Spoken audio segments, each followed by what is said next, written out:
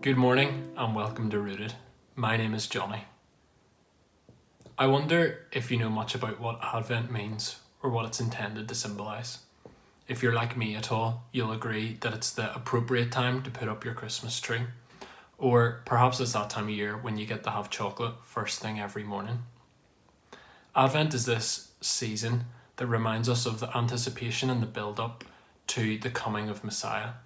It reminds us of the generations of God's people who longed for and waited for God's promises to be fulfilled to Israel. One man who knew this wait more than most was Jeremiah. Reading from Jeremiah 31 to 34, it says, "The days are coming, declares the Lord, when I will make a new covenant with the people of Israel and with the people of Judah. It will not be like the old covenant I made with their ancestors when I took them by the hand to lead them out of Egypt, because they broke my covenant, though I was a husband to them, declares the Lord. This is the covenant I will make with the people of Israel after that time, declares the Lord. I will put my law in their minds and write it on their hearts. I will be their God, and they will be my people. No longer will they teach their neighbour or say to one another, 'Know the Lord,' because they will all know me, from the least of them to the greatest, declares the Lord. For I will forgive their wickedness and remember their sins no more." The first thing I'm struck by in this passage are the first four words. The days are coming. God reveals to Jeremiah by his Spirit that a new covenant is coming.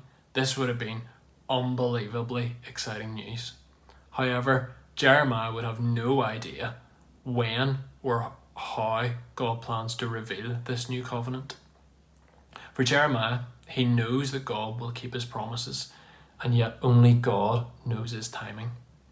We know that ultimately this new covenant was fulfilled in Jesus 600 years later, way after the life of Jeremiah on earth. God's people, Israel, would wait and wait and wait for this new covenant to come in Messiah, so much so that when Messiah came, many rejected him. For me, as a 24-year-old in our Western world, I cannot relate very well at all to the idea of waiting or longing for something expectantly. I can't even really remember a time without internet or instant communication, travel. To be honest, even a 2-day delivery seems slow. In our Amazon Prime world though, how can we have any concept of longing for that Advent is supposed to remind us of? If you're at all like me, perhaps the first time that you've really had to wait for anything in your life has been in the last 12 months. Lockdown and all those restrictions that we've been under have meant that so many of the things that we look forward to have been cancelled or postponed. For Lindsay and I, our wedding was 3 weeks away when the March lockdown was announced. Even though we knew the day would come, it didn't make the frustration of having to wait any easier. In fact, the most annoying part or the most difficult part was just having no idea when we would finally be able to get married.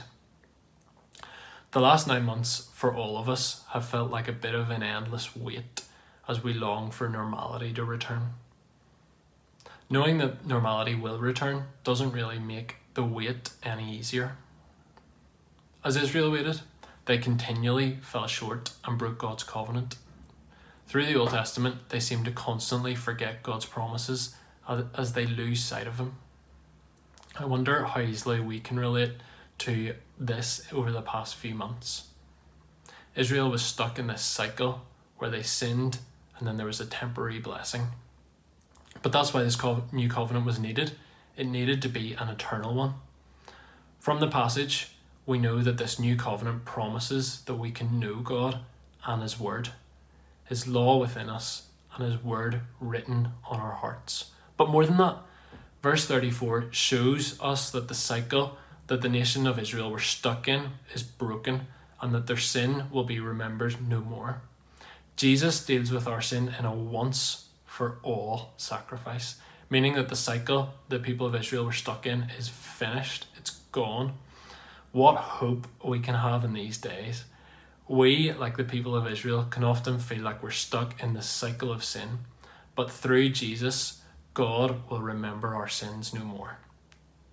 At Advent, as followers of Jesus, we don't simply look back to Israel's longing for a coming Messiah, but we can also look forward to the eternal hope that we have, which is secure because of Jesus.